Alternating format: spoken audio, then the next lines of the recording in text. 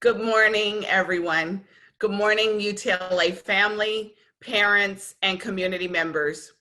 I've missed y'all. This time last week, I had a refrigerator full of Thanksgiving leftovers.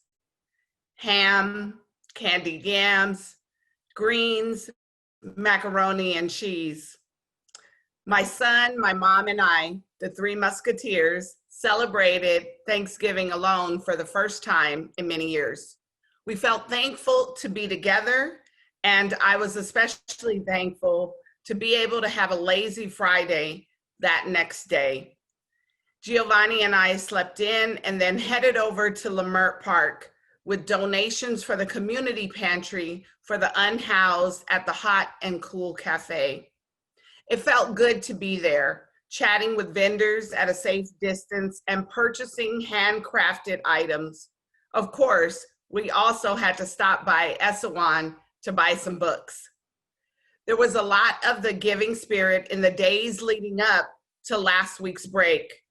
I love the photo that San Fernando Elementary School teacher Stephanie Levinson posted on social media of her apartment absolutely stuffed with donations for school families, musical instruments, art supplies, blankets, and socks for the winter, stocking stuffers, and more.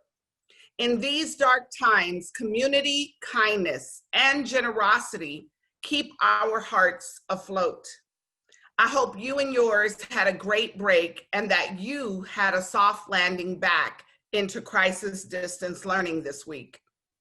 Today, we'll be talking about the impact of bargaining, the COVID-19 spike, the steadfast work by unionized Alliance Charter educators to bargain a contract, our pushback on overtesting, and more.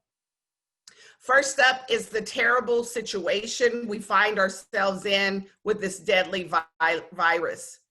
California reached another troubling milestone this week, with new records for the number of COVID-19 infections and hospitalizations. Federal, state, and local officials must take more aggressive action to slow the spread of the virus before hospitals are overwhelmed and our communities suffer even more severely. We are working with labor and community allies to amplify the demand for more immediate action against the virus. We continue to bargain with LAUSD, but a physical return to schools is not imminent. No one at the table, not UTLA or LAUSD, is pushing for a specific date to return. It's clear that at a minimum, there will not be a physical return in January. Under California's rules, campuses cannot fully reopen until 2 weeks after the county exit the purple tier of the color-coded system. Purple indicates widespread and dangerous levels of virus transmission. Given the surge of cases, LA County could be in the purple tier well into next year.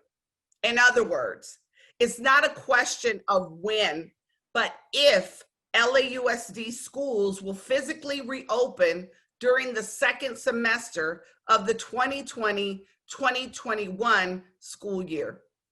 In the meantime, we are using this time to bargain hybrid schedules and other issues if a physical return becomes possible. Some people are asking, why bargain hybrid schedules if a return is not imminent?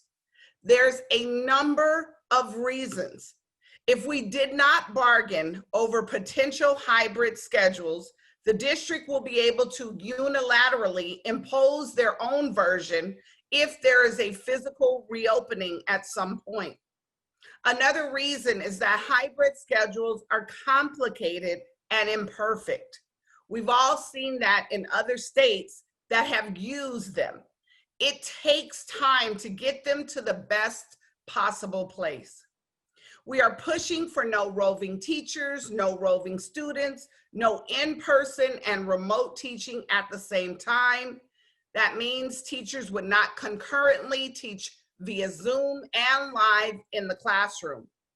Isolated cohorts of students who don't interact with other cohorts, no AM/PM cohort rotation for elementary schools, minimal master schedule changes to the greatest degree possible. There are a lot of questions out there on how this might all work. We will work through the issues together as UTLA members and colleagues as bargaining progresses. Upon reaching agreement of the potential hybrid schedules, we'll start bargaining safety procedures and protocols for every school, accommodations for members with identified health risks, and special education services, HHS services, and itinerant educator services. In a piece of good news, we are close to an agreement with LAUSD to extend the current distant learning side letter. This is essential because the current agreement expires on December 31st. Stay tuned for more info. And we know there's been such anxiety around the LAUSD surveys for families and employees on a return to campus. These surveys have landed as COVID infections go in the opposite direction of a safe physical return. That said, we all need to take these surveys and let the district know how we feel about continuing with online learning only, or if we want to participate in a hybrid format with some learning online and some in person. The surveys will give us critical data to plan and negotiate the details of a physical return, if one happens this school year. We also want to encourage you to reach out to LAUSD parents and remind them to fill out the survey as well. Crisis distance learning is a daily struggle, but amid the struggles, ingenuity and inspiration shine through.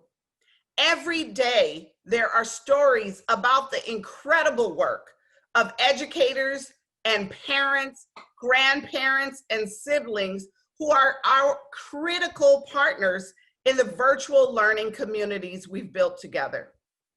At Bushnell Way, mother-daughter duo Karen Carter and Ty Carter share a house and are using their proximity to collaborate on ways to keep their kindergartners engaged.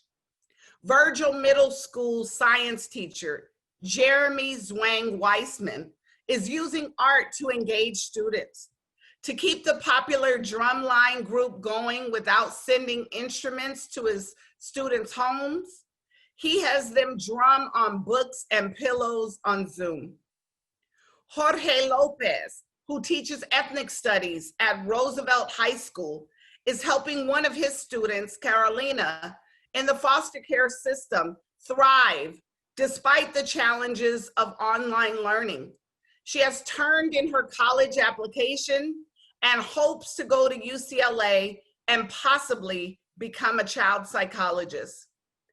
English teachers Maya Young Idayaba from Hamilton High and Michelle Tuseda from Southgate High School created a Facebook group called Distance Learning Educators for teachers to ask questions and share distance learning resources. The group quickly exploded and now has more than 22,000 educators worldwide.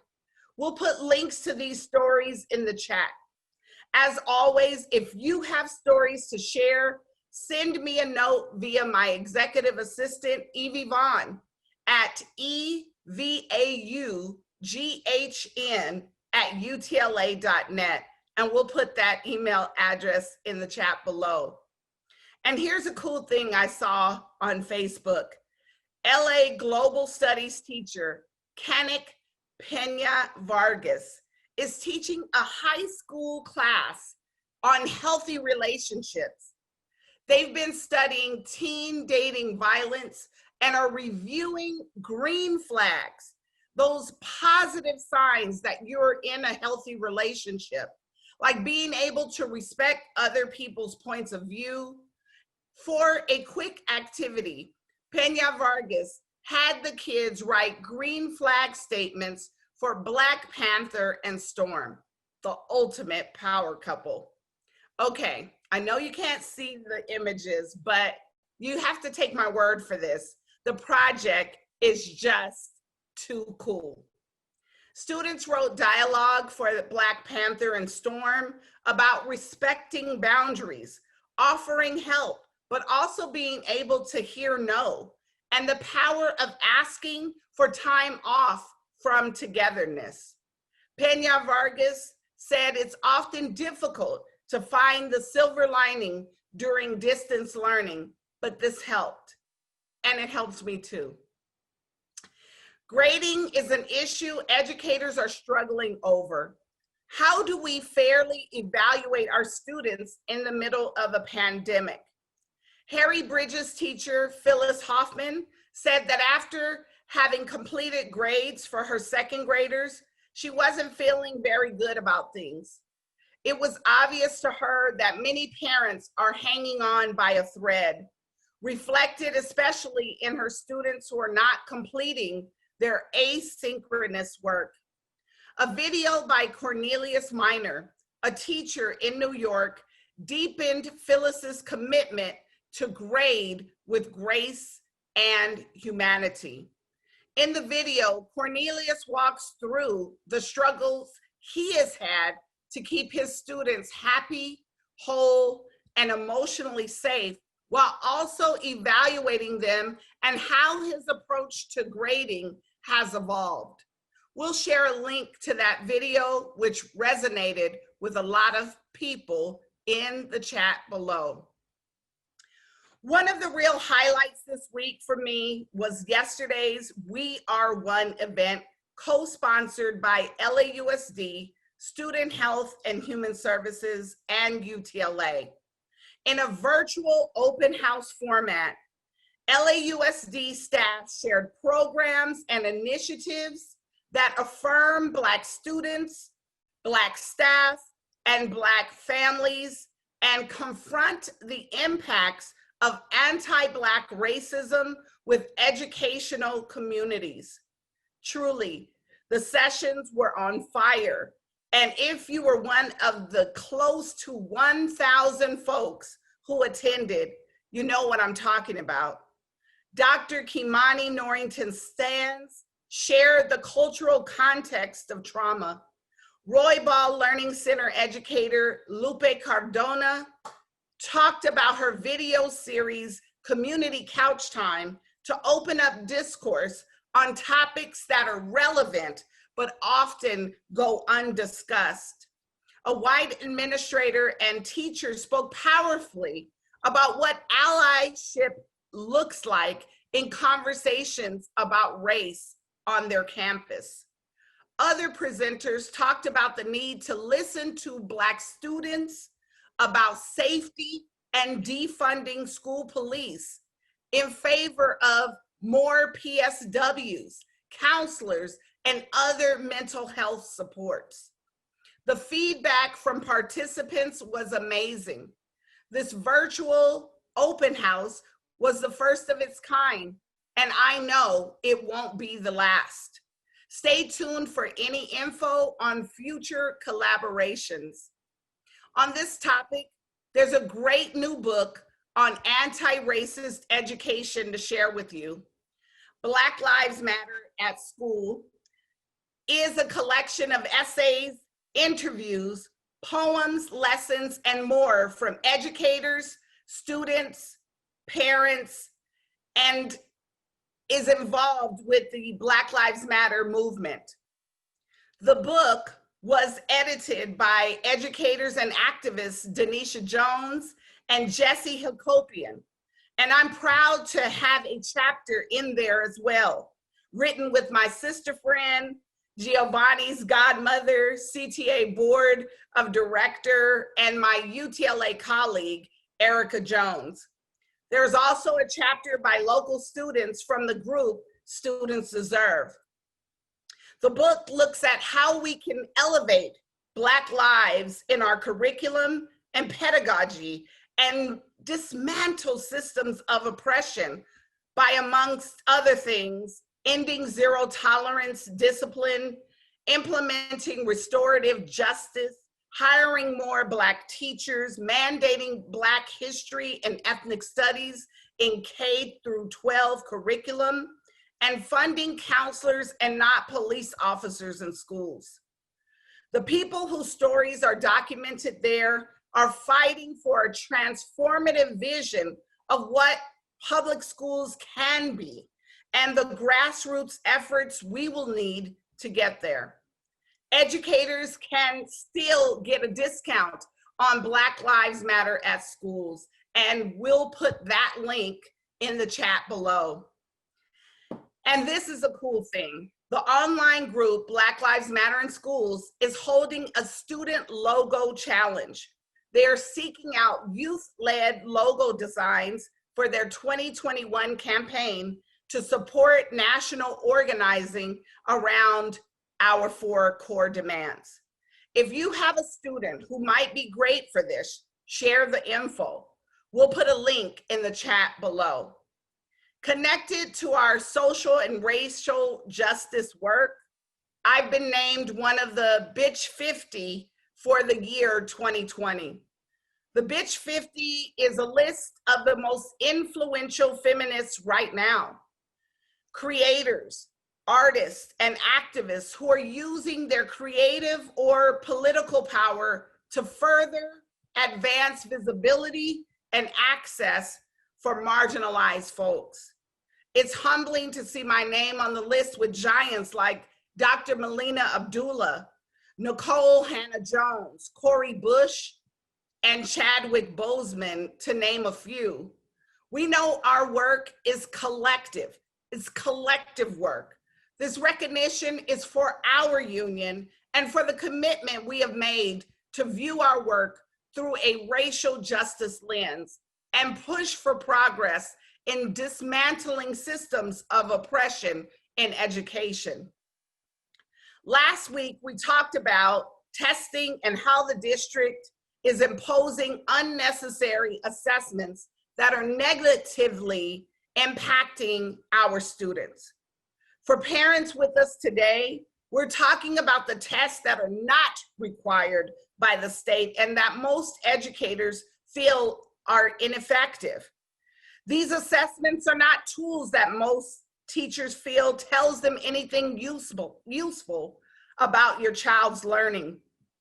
And administering them wastes time that could be used for instruction. It's simply irrational to mandate more standardized tests during this unprecedented time. School communities will be holding teacher-parent meetings on these unnecessary assessments and how we can push back collectively to protect student instructional time. We'll be sending tools to these meetings soon. Be on the lookout for them. We move on now to the amazing and steadfast effort by the teachers at Alliance Charter Schools to unionize and now collectively bargain their first contract. They are organizing for a greater voice at their schools, and charter management has been fighting them at every turn in a vicious and illegal anti-union campaign. In the latest development, UTLA filed an unfair labor practice against management's unlawful refusal to start contract bargaining at the schools that were first organized in 2018. Management has simply refused to come to the table, even though the Public Employment Relations Board, PERB, has ordered them to do so. Alliance management just doesn't get it. These folks are not going anywhere. The same issues that sparked these educators to form a union are the same issues that are driving them to bargain their first contract. They want to make their educational program stronger. They want to address the extremely high teacher turnover. They want a say in decision-making that impacts their students and their classrooms. Until Alliance management does right by these educators, we will keep up the fight in the courts and beyond. Alliance, respect the decision of your educators, respect the PERB's decision, and be a model of social justice for the good of the school community and the city of Los Angeles. We'll put a link in the comments below for more info. Send these educators strength and solidarity. They are fighting the good fight. Now on to some somber news from our UTLA community. I'm sad to report the passing this week of Paul Huebner, a retired teacher from Rowan Elementary and a longtime UTLA activist. Paul was one of those members who always strove to abide by the highest democratic principles, and he devoted time and heart to holding our union accountable. And last week, the Sun Valley Magnet School family lost one of their favorite teachers to cancer. Marianne Gatto McCann began at Sun Valley several years ago as a sixth grade teacher, but for the past 5 years, she's been the school's indispensable teacher librarian. Lisa Bennett also informed us that we lost Barbara Friend, an amazing educator who will be remembered by all who loved her. Our heart goes out to the family and friends of Marianne, Paul, and Barbara, and to the school communities that mourn their passing. I'll wrap up today with a piece by Gina Gray, a dynamic English teacher at Dimely High School. The Thanksgiving break inspired Miss G to write about the essential need for educators to rest and replenish and to unplug from the 24/7 life of crisis distance learning. Here's what she wrote. This break feels a little different. The November tired is deep. My teacher's soul aches. My brain is restless. I am exhausted mentally and physically. Everyone is not kind to teachers. Everyone expects more from us and feels so damn justified in doing so. I'm far from an expert. I'm learning every day, but I know I can't pour from an empty cup. And pandemic teaching can deplete the very best. I'm on vacation for 1 week. I've established some clear boundaries. I've been after school until 4:15 for weeks. I've answered emails late into the evening and on weekends for months. Students call my Google Voice number, but Sunday is the last day I can review anything for my students until after break. Reviews of college application responses, letters of recommendation for EOP, all of it has to wait until after break. Monday, I'm on vacation. The kind of vacation most people enjoy when they leave work behind. Of course, I still care and I love my kids, but this rest and replenishment is necessary for me. Thank you, Miss G, for saying what so many are feeling. Pandemic teaching can deplete the very best, and you can't pour from an empty cup. We have the winter break coming up, and I hope you take Miss G's words to heart. Stay safe, y'all. Take some time this weekend to unplug. Stay UTLA strong, because together we rise.